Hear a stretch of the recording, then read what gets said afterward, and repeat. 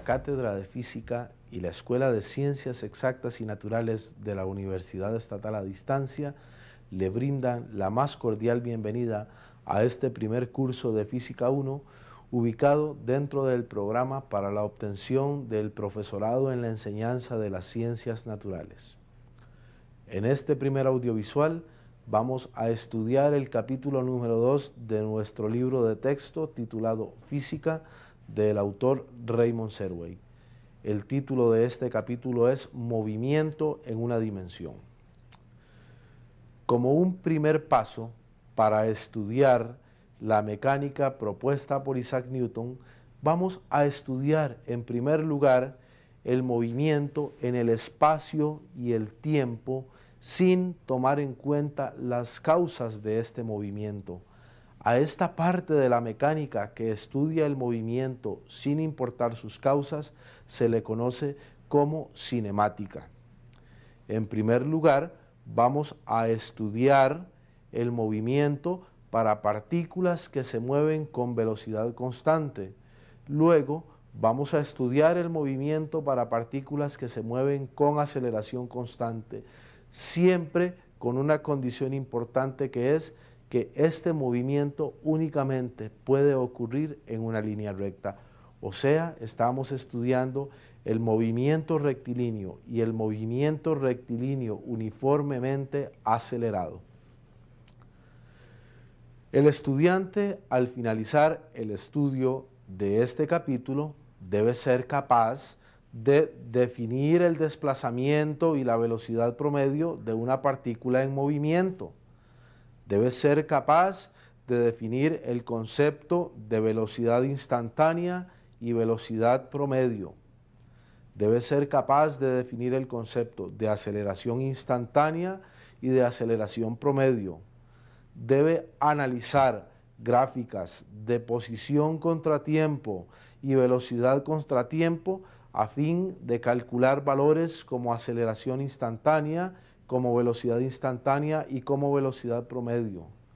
Debe utilizar correctamente las ecuaciones de la cinemática para resolver problemas.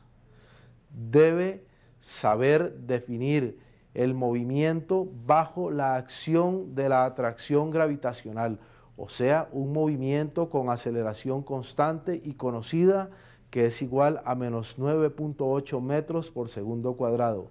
Y debe tener capacidad nuevamente de utilizar las ecuaciones de la cinemática para poder resolver problemas en el caso de caída libre. Vamos a estudiar como un primer concepto importante la definición de desplazamiento. Recordemos que nos estamos permitiendo que las partículas se muevan únicamente en una línea recta. Muy bien.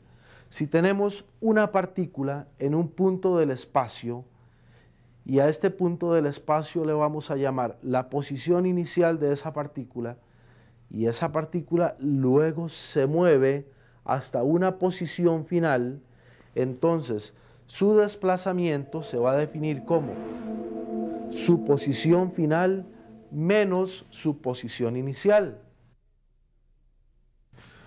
Muy bien, una vez que tenemos claro lo que es el desplazamiento, vamos a utilizar la siguiente gráfica para poder explicar el concepto de velocidad media. Esta gráfica es una gráfica de posición contratiempo. Ahí están marcados la posición inicial de la partícula, la posición final de la partícula y el tiempo en el cual esa partícula pasa de la posición inicial a la posición final. Este tiempo que la partícula dura pasando de X inicial a X final lo vamos a llamar como un delta t. Muy bien, si tenemos ahora una línea, podemos muy fácilmente calcular la velocidad media como el intervalo de distancia, o sea, el desplazamiento, nuestro delta x calculado anteriormente, entre nuestro intervalo de tiempo o el tiempo en que duró esta partícula para ir de un punto a otro. Justamente esta es la definición de velocidad media. Lo podemos ver de la siguiente manera: v media igual delta x entre delta t, o sea, velocidad media es el cambio de desplazamiento entre el tiempo que ocurre ese desplazamiento. En este punto es necesario que hagamos una distinción entre lo que es el desplazamiento y lo que es la distancia recorrida. Para esto vamos a recurrir a un ejemplo muy simple. Supongamos que usted en las mañanas tiene que caminar 2 kilómetros para ir a su trabajo y que en la tarde, de regreso a su casa, vuelve a recorrer 2000 metros más para regresar. Muy bien, su punto de partida en la mañana y su punto de llegada en la tarde son exactamente el mismo. Entonces, cuando el punto de partida y el punto de llegada son los mismos, vamos a decir que el desplazamiento resultante es 0.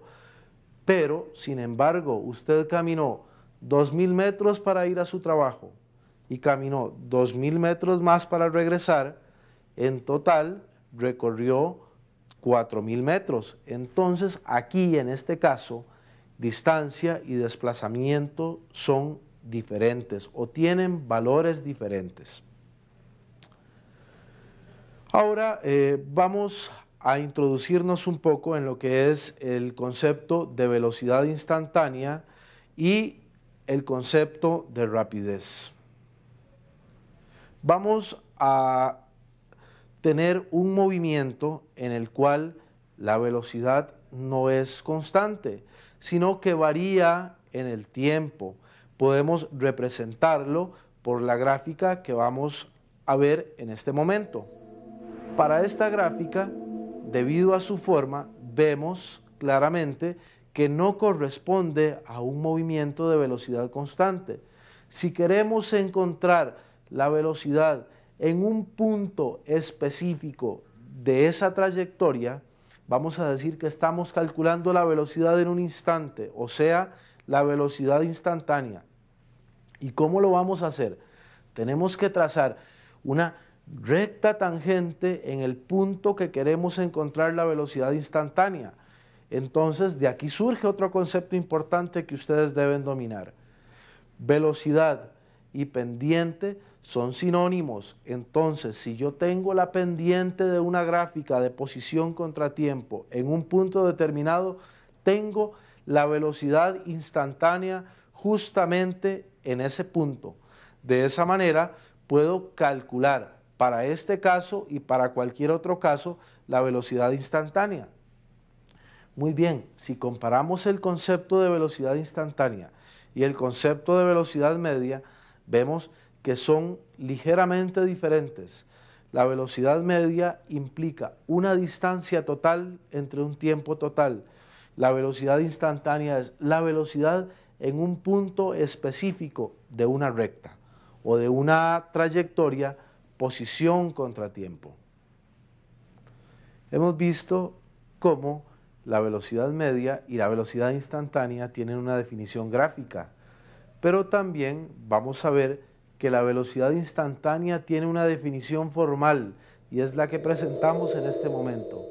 Velocidad instantánea igual límite cuando delta t tiende a 0 de delta x entre delta t. La pregunta que surge ahora es la siguiente: ¿podrá existir un caso donde la velocidad instantánea y la velocidad media sean iguales? La respuesta es sí, y esto ocurre para todos aquellos casos donde la velocidad es constante. Muy bien, ilustremos los conceptos que hemos visto anteriormente, resolviendo uno de los problemas que nos presenta nuestro libro de texto.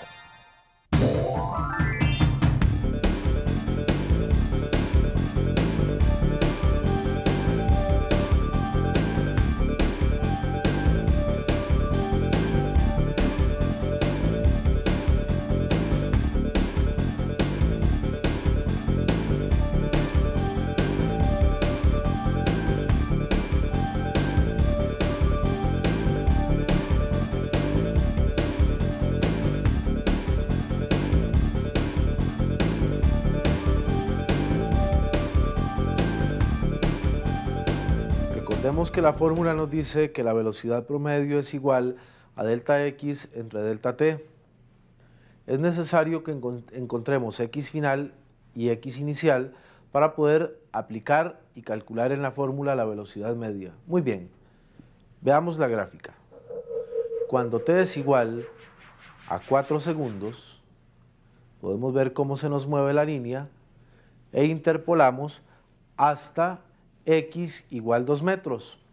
Ese sería el correspondiente x final y t final. Muy bien, cuando t es igual a 1.5 segundos, interpolamos nuevamente en la gráfica y vemos que x es 8 metros. Sustituyendo los datos tenemos delta x igual a 2 menos 8 y delta t igual a 4 menos 1.5. Esto me da como resultado menos 6 entre 2.5 igual a menos 2.5 metros por segundo. Como segundo punto vamos a calcular la velocidad instantánea en t igual 2 segundos. Volvamos a la gráfica. Observen la línea tangente que se ha trazado justamente para t igual 2 segundos. La velocidad instantánea es la inclinación de esa línea tangente. Como esa inclinación es constante, no importa cuáles intervalos de tiempo tomemos con sus respectivos intervalos de posición. Por comodidad hemos escogido t igual 3.5 y t igual 0. Para 3.5 segundos, x igual 1 metro. Para t igual 0, x igual 12 metros. Por lo tanto, el valor aproximado para la velocidad instantánea va a ser 1 menos 12 entre 3.5 menos 0. Eso es igual a menos 11 entre 3.5 y da aproximadamente un valor de menos 3.1 metros por segundo. Podemos ver que este valor difiere del valor que habíamos calculado anteriormente para la velocidad media. Como tercer punto, nos piden calcular el intervalo de tiempo para el cual la velocidad es 0. Para responder este punto tenemos que recordar que velocidad es sinónimo de pendiente. Si nos piden que la velocidad sea igual a 0, tenemos que ver en qué punto esta gráfica tiene una pendiente exactamente igual a 0. Veámosla nuevamente. Eso es, en este punto acá, o sea, en el punto donde la gráfica es mínima, podemos trazar una recta tangente y vemos que esa recta tangente es horizontal. Una recta tangente horizontal significa pendiente igual a 0. Pendiente igual a 0 significa velocidad igual a 0. Por lo tanto, el tiempo correspondiente para esa velocidad igual a 0 lo podemos ver claramente en la gráfica y es igual a 4 segundos. Muy bien, hasta estas alturas tenemos los conceptos necesarios para poder resolver más adelante algunos problemas relacionados con la cinemática. ¿Cuáles son estos conceptos? Recordemos, primero, velocidad instantánea, segundo, velocidad promedio y ahora aceleración instantánea o aceleración promedio, que para propósitos de este capítulo siempre van a ser iguales. Existen unas fórmulas derivadas justamente de estas ecuaciones que hemos visto anteriormente y que nos permiten resolver algunos problemas. Pero antes de eso tenemos que recordar un caso muy especial que no se nos quede de lado, y es el caso en el cual la velocidad es constante. Por lo tanto, la única fórmula que vamos a utilizar es aquella que nos dice que la distancia es igual a la velocidad multiplicada por el tiempo. Si nosotros necesitamos tiempo, es solamente despejar esta fórmula. Si necesitamos velocidad, solamente despejar esta fórmula, pero tenemos que estar completamente seguros que estamos bajo un caso en el cual la velocidad es constante. Si no, tenemos que aplicar las fórmulas que a continuación vamos a ver.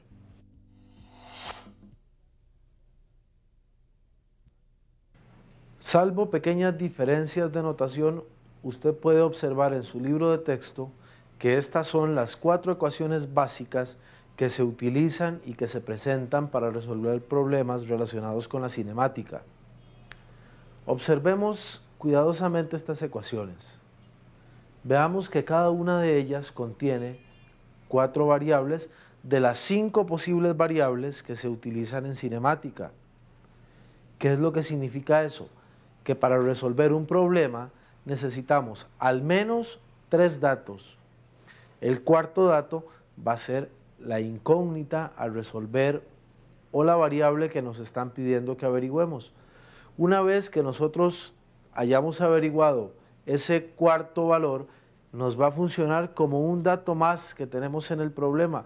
Por lo tanto, si se nos pidiera un valor adicional, podríamos utilizar cualquiera de las otras fórmulas, puesto que ya el contenido de datos nos permite hacerlo de esa manera. Muy bien, ilustremos ahora la utilización de estas fórmulas resolviendo un problema del capítulo de Serway.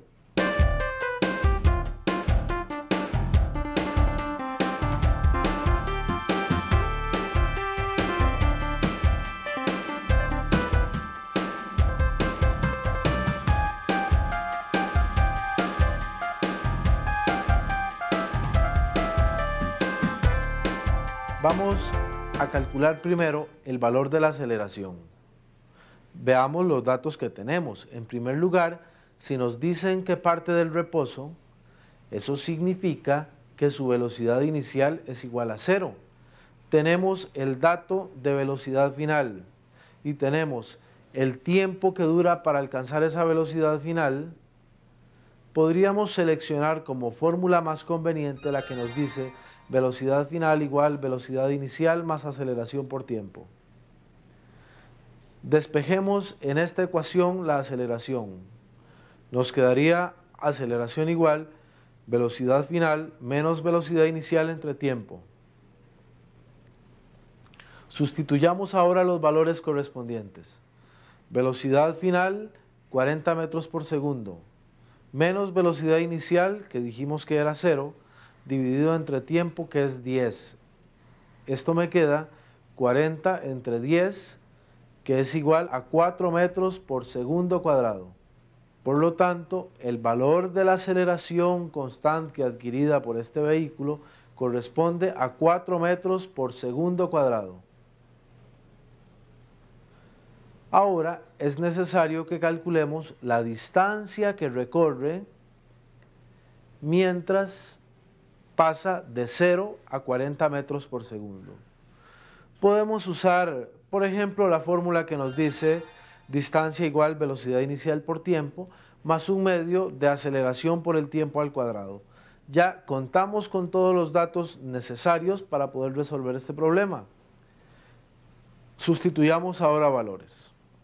Distancia sería igual a 0, que es la velocidad inicial, por 10, que es el tiempo. Esto me va a dar 0, más 0.5, que es el 1 medio que aparece en la ecuación, por la aceleración, que ya la calculamos como 4, por el tiempo al cuadrado, que es 10. Esto me daría 0.5 por 4 por 100, o sea, 200 metros. Esto significa que el automóvil recorrió 200 metros mientras cambió su velocidad de 0 a 40 metros por segundo en 10 segundos y con una aceleración de 4 metros por segundo cuadrado. Para continuar con el desarrollo del capítulo 2 de Serway, vamos a tratar ahora un caso particular con aceleración constante, y es el caso de objetos que caen libremente. Por nuestra experiencia diaria, sabemos muy bien que todos los objetos tienden a caer y caen en dirección hacia el centro de la Tierra. ¿Por qué razón?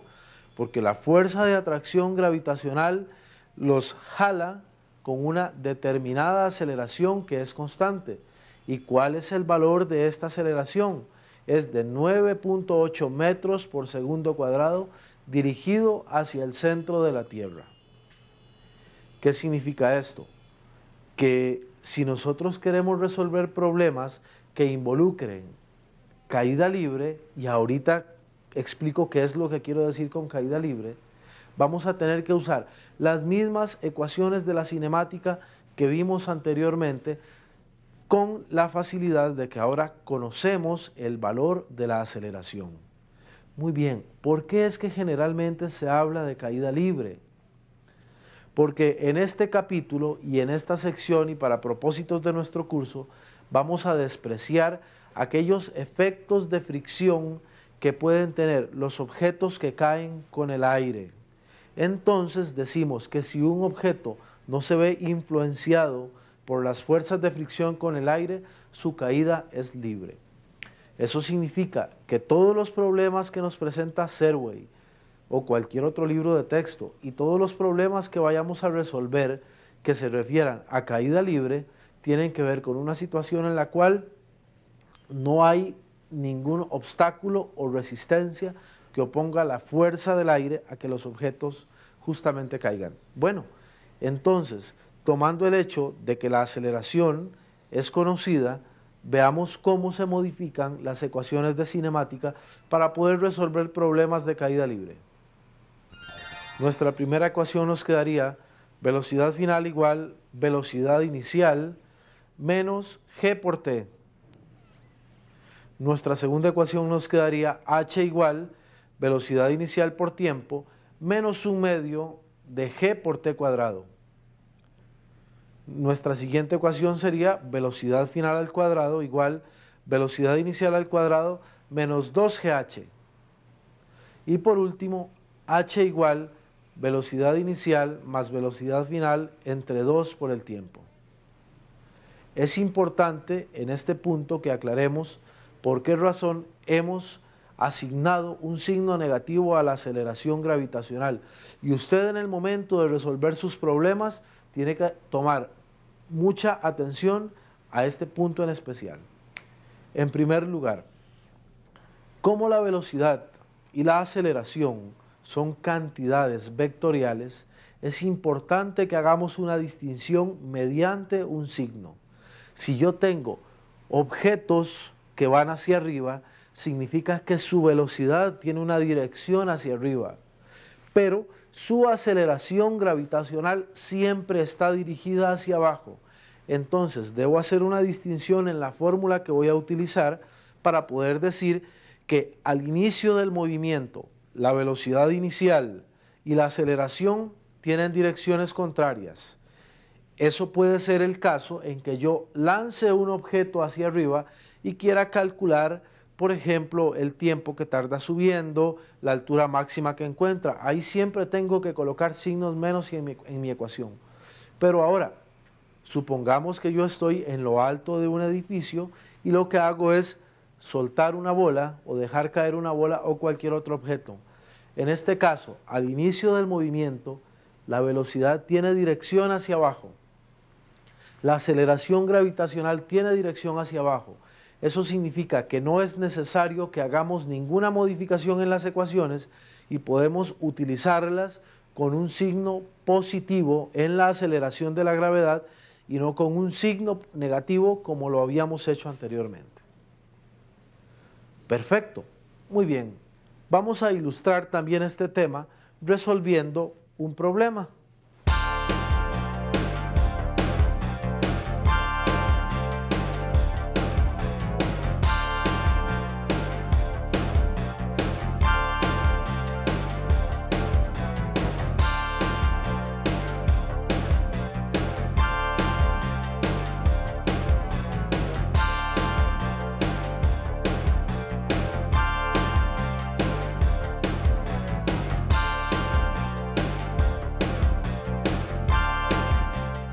Como primer punto, vamos a calcular el tiempo que tarda la pelota para alcanzar su altura máxima. Es necesario hacer dos consideraciones importantes antes de resolver este problema. En primer lugar, cómo originalmente la velocidad hacia arriba y la aceleración de la gravedad tienen direcciones contrarias, es necesario que incluyamos un signo menos en el valor de la aceleración en cualquier fórmula que utilicemos para poder resolver este problema correctamente.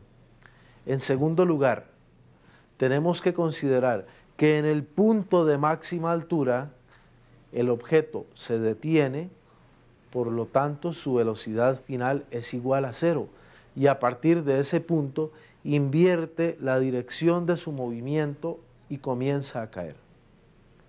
Veamos a ver cuál ecuación nos puede servir. Tenemos la ecuación que nos dice velocidad final igual velocidad inicial menos g por t. Despejemos t para esta ecuación. ¿Qué nos queda? Nos queda t es igual a velocidad final menos velocidad inicial dividido entre menos g. Sustituyamos valores. T igual 0 menos 15 metros por segundo dividido entre menos 9.8 metros por segundo cuadrado. Dividiendo estos dos valores, nos queda que el tiempo que dura la pelota para alcanzar su altura máxima es de 1.53 segundos.